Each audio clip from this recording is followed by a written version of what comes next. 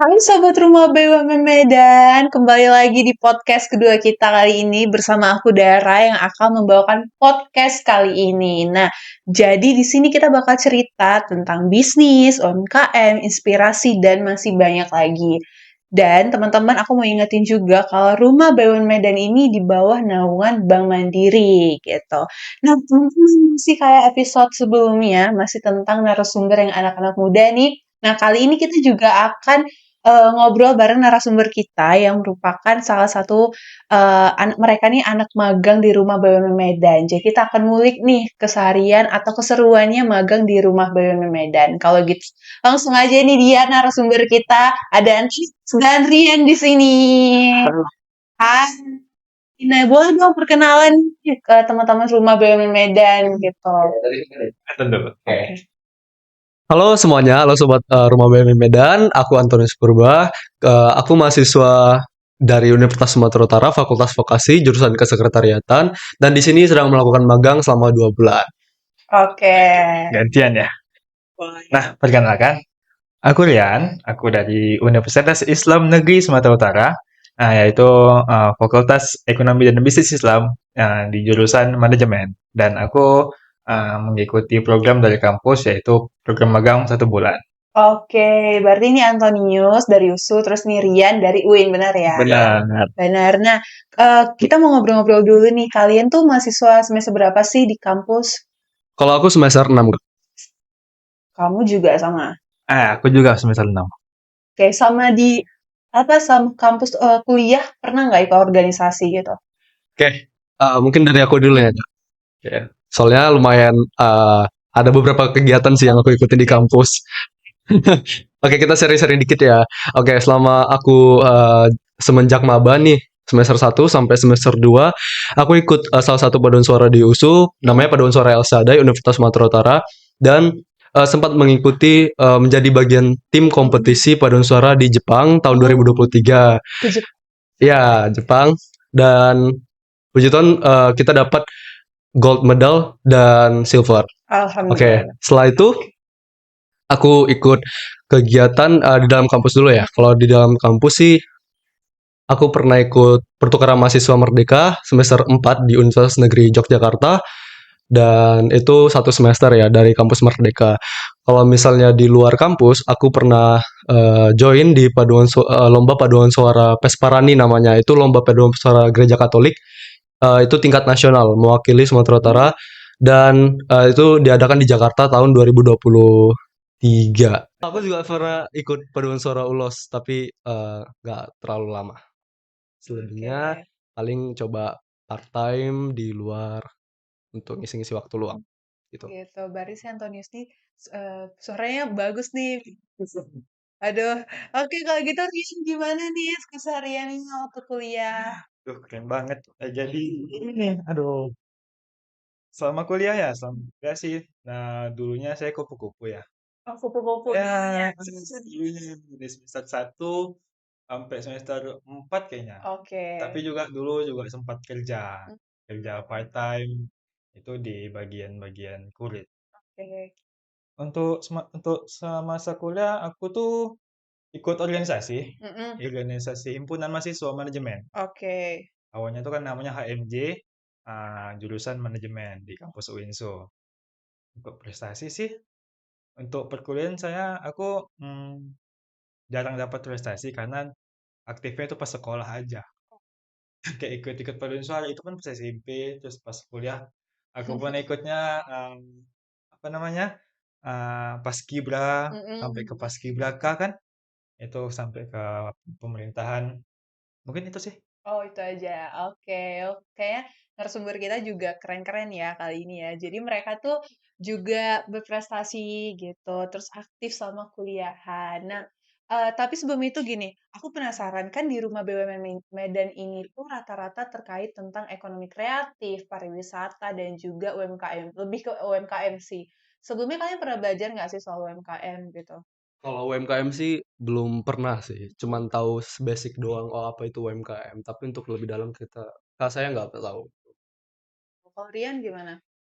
Kalau aku nggak banyak belajar sih tentang UMKM, tapi Hmm. belajar tentang kewirausahaannya. Nah, Belajar juga ya. jadi tentang UMKM mungkin masih basic lah, nggak terlalu. Tapi semenjak magang di rumah BUMN gini, ada tahu nggak sih ilmu-ilmu baru lagi tentang Pasti. Oke, Pasti. itu kalau boleh tahu. Aku dulu ya. Oke, kalau aku banyak belajar dari mungkin dulu kan mikirnya tuh UMKM ini kayak semacam orang-orang jualan di pinggir-pinggir jalan. Gitu. Rupanya semakin dekat, semakin kenal. Oh, rupanya UMKM tuh lebih ke sebuah perkumpulan di mana orang-orangnya ini memiliki usaha yang keren gitu. Nggak sekedar cuman jualan di pinggir jalan, tapi juga memiliki apa namanya? Daya saing, daya kreativitas gitu. Itu sih. Kalau aku juga tadinya mikir gitu ya, UMKM itu pasti yang kecil-kecil lah di pinggir jalan. Tapi setelah mengenal lebih dalam lagi, ternyata UMKM itu bisa bersaing loh di pasar yang lebih luas bahkan internasional. Dan apalagi di zaman sekarang ini semakin berkembangnya era, maka perlu memanfaatkan banyak hal untuk memperluas lagi UMKM-nya jadi lebih gede ya, pasarnya lebih luas. Dan aku juga di sini lebih tahu kalau UMKM itu harus misalnya harus logonya gimana, terus juga harus ada sertifikat halal, terus hakinya atau hak kekayaan intelektual ya, dan ya hak cipta gitu-gitu segala macam. Dan aku kebetulan kami di mahasiswa magang di Rumah BUMN Medan eh, ikut pembinaan UMKM. Jadi bisa lebih tahu tentang gimana sih eh, cara-cara untuk memperluas atau membangun UMKM itu jadi lebih gede gitu. Jadi bukan hanya jadi ikut sama pelaku UMKM juga belajar, sama-sama belajar. Oke, kalau gitu. Berarti selama ini kan sebelum jadi anak magang di rumah BUMN Medan, teman-teman di sini belum ada sama sekali nih tahu tentang apa-apa aja tentang UMKM gitu ya. Nah, menurut teman-teman dari teman-teman yang selama ini juga ikut pembinaan UMKM, terus juga ikut ngebantu UMKM, terutama dalam pembuatan katalog produk, company profile, sama logo. Menurut teman-teman, kalau teman-teman di posisi sebagai seorang pelaku UMKM, apa tantangan terbesar dalam mengelola suatu usaha? Apalagi kan teman-teman bilang udah pernah belajar nih tentang kewirausahaan sebelumnya. Kalau aku belum pernah. Jadi aku penasaran nih kalau dari teman-teman. Menurut teman-teman gimana? Benar. Kalau tantangan terbesar ya, mungkin dari aku tuh tantangan terbesar ada di persaingan. Saingan. Nah, kompetitor. Karena kan satu usaha tuh kadang ada yang satu usaha tapi yang jualan banyak. Hmm. Kayak nasi goreng kan nasi goreng tuh ada di mana-mana ada gitu. Nah, dalam persaingan itu kan kita harus membuat yang beda dari yang lain. Nah, yang bedanya ini yang susah kadang.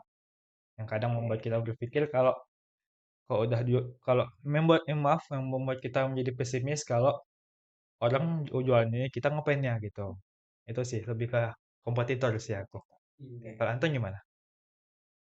Kalau aku sih kurang lebih sebenarnya sama. Aku mikirnya juga pasti salah satu hal yang buat usaha itu sulit untuk maju itu ya kompetitor. Kita harus cari inovasi nih, ya kan? Kita mungkin nambahin aja ya, soalnya aku juga mikirnya sama sih sebenarnya. Eh, Mungkin karena kompetitornya udah semakin banyak, jadi inovasi juga perlu kan, Kak. Jadi apa yang buat supaya produk kita beda dari yang lain walaupun kita samping-sampingan nih jualan, tapi kenapa apa yang buat orang lain itu kita narik orang lain buat ke kita, bukan ke mereka. Itu sih yang susahnya sebenarnya. Kalau untuk dana usaha sekarang ini udah banyak sih, misalnya kayak pembiayaan. Misalnya KUR Mandiri nih. Ah, itu kan bisa ngasih dana nih pinjaman ke pelaku usaha. Terus juga kalau yang gimana mempromosikan kan bisa dari media sosial ya. Nah, banyak sih sebenarnya cara-caranya. Cuman ya salah satunya kompetitor aja sih yang menurut aku paling gede. Bener kata Bang Rian tadi.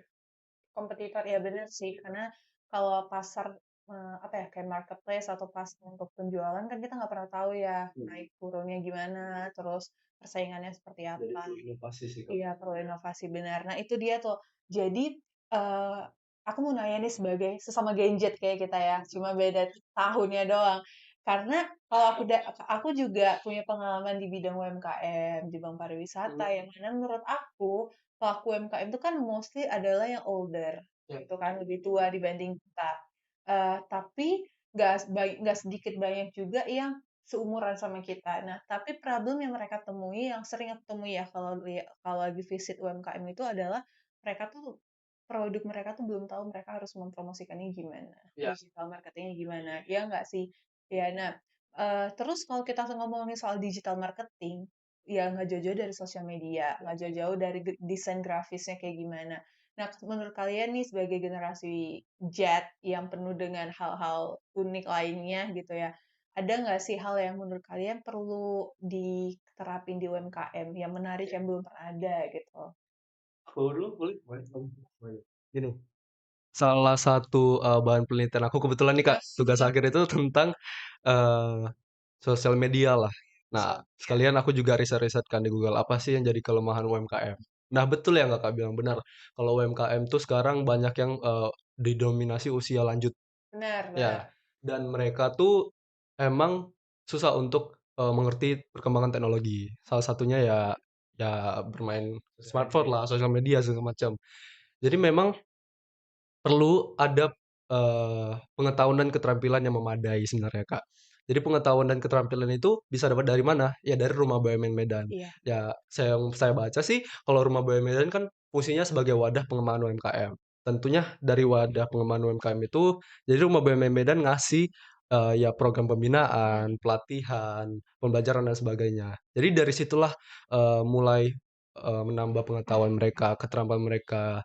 Gimana cara bermain atau mempromosikan produk mereka melalui sosial media kah atau yang lain selain sosial media. Jadi memang kalau di sini ya saya pribadi di sini ngerasa kalau Rumah BUMN Medan itu atau Rumah BUMN seluruh Indonesia sih yang sama-sama punya satu visi misi memang mendukung, memang punya berbagai cara untuk ngembangin pengetahuan dan keterampilan apalagi untuk usia lanjut yang masih Benar. gaptek ya gitu lah. Perlu banget sih sebenarnya Oke. gitu. Kalau Rian gimana? Kalau aku tuh, menurut aku ya, sekarang kan kita ini sedang berada di zamannya teknologi, Mm-mm. yang mana apa-apa tuh butuh internet, butuh sosial media, bukan cuma untuk perkembangan bisnis, tapi juga perkembangan diri kan, supaya kita juga lebih dikenal orang. Kan nggak mungkin kita di rumah-rumah aja tuh, Iya, benar. dikenal situ-situ aja. Apalagi menyangkut tentang bisnis. Gimana ya menjelaskannya? Ya, seperti kata Bang Antonius tadi, orang tua sekarang kan, mohon maaf, ah, Kurang. bahasa tuh gaptek, Iya, iya, iya. gagap teknologi. Yang harusnya, yang seharusnya terjadi adalah mereka tuh harus mengikuti zaman, harus menunjukkan gengsi mereka dalam memikirkan bagaimana nih ke depannya dalam memasarkan produk aku gitu. Nah, dan juga kan eh, kalau Gen Z nih kan Gen Z tuh lebih terkenal dengan memandang visualnya terlebih dahulu Iya. daripada isinya. Oke. Nah, kita di LB ini bahkan LB ya, kita nyebutnya LB ya kita. Iya. Dan ya, lebih gampangnya aja gitu. Mm. Singkat. Di sini kita kan juga belajar, juga memvisualisasikan, bahkan kita membuat logo yang semenarik mungkin, yang itu bisa jadi sebagai penarik orang untuk belanja, untuk tertarik sama produk kita gitu. Dan juga kan membahas company profile, katalog produk, itu juga nggak jauh-jauh dari logo, yang mana itu gunanya untuk sebagai penarik aja gitu. Mungkin Iya. sekian. Oke, gitu. Tujuannya juga sih Kak karena emang eh, supaya mereka nggak ketinggalan zaman, mereka nggak ketinggalan sama pasar kan, di mana orang lain banyak kok sekarang anak-anak muda yang udah berjualan UMKM. Nah dulu kan masalahnya anak muda tuh dulu ya, bukan sekarang ya. Kalau sebelum viral nih atau ngetren nih jualan-jualan UMKM yang unik-unik, mereka tuh gengsi buat jualan Kak. Nah masih malu-malu. Jadi karena banyak opini yang kayak gitu, yang akhirnya berubah nih dari mindsetnya dan segala macam, yang ngebuat anak muda semakin banyak yang berjualan. Nah tentu itu jadi kompetitor dong bagi orang tua di zaman sekarang. Karena kan anak muda kalau udah masuk ke dunia ini, wah makin keren kan. Mereka udah tahu sosial media, udah bisa memanfaatkan ini dan itu, tentu usahanya juga semakin gede. Beda dengan orang tua kita yang mungkin dari dulu memang tujuannya buat ngembangin usaha, tapi terhalang dengan pengetahuan dan keterampilan mereka yang kurang memadai dalam teknologi dan semacamnya. Seperti itu sih, Kak. Oke, itu juga sih karena selera plus juga selera orang tua Iya. sama selera anak muda tuh beda. Beda. Kayak tadi yang dibilang Rian, kita di sini kan bantu pembuatan company profile atau produk, logo usaha gitu ya. Itu aja juga kita harus mikir yang perlu apa ya, perlu pemikiran yang cukup lama, luas, karena pasti kita nggak mau logo yang cuma sekedar gitu aja, basic atau template atau kalau kata anak desain grafis Majapahit gitu ya. Kita harus milih-milih benar-benar kayak warnanya harus ini, nggak boleh nabrak, nggak boleh gini gradasinya, fontnya juga harus diubah semuanya kayak gitu. Jadi emang itu sih tantangan pelaku UMKM juga ya. Oke, nah kalau gitu kita balik lagi nih ke teman-teman semua. Karena kan udah semester 6. Ya. Mungkin tahun depan udah masuk semester akhir gitu ya. Heeh. Terus D3 ya. Eh, apa sih harapan kalian untuk diri kalian sendiri gitu? Ada atau mau ikut menjadi pelaku UMKM juga gitu atau gimana? Nah, aku ya, setelah masuk ke dunia UMKM, yang dulunya kan aku cuman sebagai pekerja, maunya tuh kayak pekerja kantoran. Apalagi dulu juga kan pernah jadi admin sebuah Heeh. logistik. Oke. Setelah masuk ke dunia Bisa UMKM, misal mau masuk enggak gitu. nah ya, Heeh. misal nih Misal. kalau udah jadi nih, Heeh. Cong. Yes. Udah jadi, terus pengen gitu juga memulai sebuah usaha yang mana kan kayak sebelum-sebelumnya kompetitor tuh banyak. Pengen gitu punya inovasi yang mana yang tentunya orang itu nggak punya. Benar. Nah, cuman aku sendiri yang punya nih gitu. Pengen gitu sih. Nah, pengen Iya. buat yang unik, Bagus, beda bagus. dari yang lain. Nah, gitu sih. Ya. Kira-kira ini di bidang apa nih? Ada yang pakaian, ada yang makanan, ada yang kok bidang coffee shop gitu-gitu. Dari dulu sih pengennya tuh di bidang coffee shop ya. Oh, Iya, saya kopi dan senja. Senja. pengennya di bidang coffee shop ya. Pengennya di bidang coffee shop. Baik coffee shop sekarang makin banyak yang Iya, bagus gitu. Jadi emang kayak estetikanya kan, kan cuman nggak cuman jual kopinya, tapi juga jual tempatnya. benar. Kayak coffee shop yang tahu nggak isyarat itu, Iya, bahkan yang beberapa tuh Iya, disabilitas gitu-gitu ya, ABK. mengurangi apa sih pengangguran juga kan. iya. Nah, sekarang kan kopi shop ini nggak pekerja itu nggak butuh banyak apa keahlian. Jadi juga menarik orang-orang yang maaf keahliannya itu kurang, termasuk join ke kita gitu. Semasa skill juga. Iya, untuk ngasah skill juga. Jadi orang-orang juga bisa belajar sama kita. Benar. Bagus, bagus, bagus. Kalau Antonius gimana gimana? Kalau aku kan tadi udah bilang nih, kalau aku pernah part time salah satu cafe di Medan, dan setelah ngejalaninnya, kok aku tertarik ya buat tahu lebih dalam tentang usaha di F&B, food and beverage. Nah, di UMKM ini kan bisa salah satu di rumah BUMN Medan ada coffee shop. Nah, aku tertariknya tuh kayak di cafe atau coffee shop bikin usaha nanti. Tapi ya mungkin abis kuliah ya jalanin dulu lah sesuai dengan mungkin apa ya jurusan ya, kayak pengen di kantor-kantor lah gitu. Mungkin nanti lah impiannya bisa punya bisa jadi owner lah untuk bisnis F&B. Nah, jadi karena pengalaman part time aku itu, aku pengen nih punya F&B dan mungkin bisa kolaborasi juga kan suatu saat rumah BUMN Medan bisa jadi lebih gede, juga bisa kenalin rumah BUMN Medan. Nah, dari situ sih aku tertarik buat punya F&B di coffee shop. Sama sih kayak Rian, bisa juga. Cerita masa depan. Nanti kan rencananya ini setelah S1 selesai. Nanti punya rencana mau lanjut S2. Entah itu di USU, malah pengennya tuh di luar negeri. Bisa, bagus. Pengennya di luar negeri. Kabur aja dulu. Habis itu balik lagi nanti baru buang coffee shop gitu ya. Bisa. Beli kan, jalan. Iya, pulang-pulang kan ke Medan buka coffee shop. Keren gitu kan. Keren. Gitu, punya impian ke sana sih sebelum Jadi- mulai sebuah usaha itu tadi. Berarti kalau Rian harapannya bisa S2 dulu, Iya. atau baru bangun usaha tadi. Karena kan bangun usaha tuh banyak yang harus dipelajari, trial and error-nya gitu ya. Iya. Antonius pun demikian, mau kerja dulu di bidangnya. Ada rencana ngambil S1 lagi? Ada rencana. Oke. Mungkin kurang nggak jauh dari ekonomi lah, manajemen atau apa gitu. Oke. Pengen juga gitu ningkatin nama terlebih dahulu sebelum ningkatin usaha. Oke. Bisa gitu.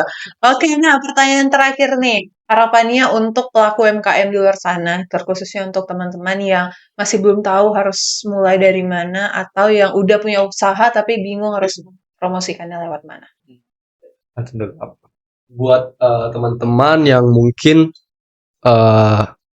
punya niat buat buka usaha, jangan takut buat buka usaha, karena di zaman sekarang ini banyak banget peluang. Kamu bisa pakai segala cara buat ngembangin usaha kamu, dan salah satunya ya ini Rumah BUMN Medan. Di sini kamu bisa ngembangin usaha kamu akan dibina melalui program apapun itu. Banyak sekali manfaatnya buat kamu, dan kamu yang mau punya usaha pasti nggak nyesel deh kalau gabung di kita Rumah BUMN Medan. Karena sepenuhnya memang kita fungsinya sebagai wadah pengembangan UMKM atau usaha. Jadi jangan takut, jangan ragu, percaya aja kamu pasti bisa kok. Oke. Ya. Rian gimana? Kalau Rian, ini untuk disclaimer juga ya, untuk diri sendiri dan juga untuk kawan-kawan yang mau memulai usaha. Pertama sih, buang gengsi kalian jauh-jauh. Gitu. Pertama, jangan takut untuk memulai, apalagi untuk usaha-usaha kecil, karena kita banyak lihat di luar sana banyak usaha-usaha kecil yang bahkan bisa membuat omset mereka itu sampai bermiliar-miliaran nih, kan Kak, gitu. Kecil ya. Dari kecil, usaha yang kecil bisa membuat kalian jadi lebih gede loh.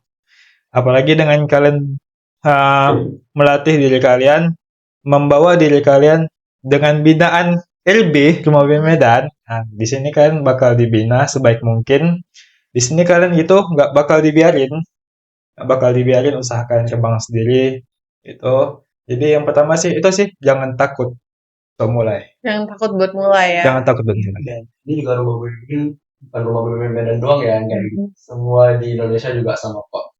Benar. Oke, nah itu dia tadi Sobat RB, seru kan kita ngobrol-ngobrolnya bareng sama narasumber kita yang masih muda ini.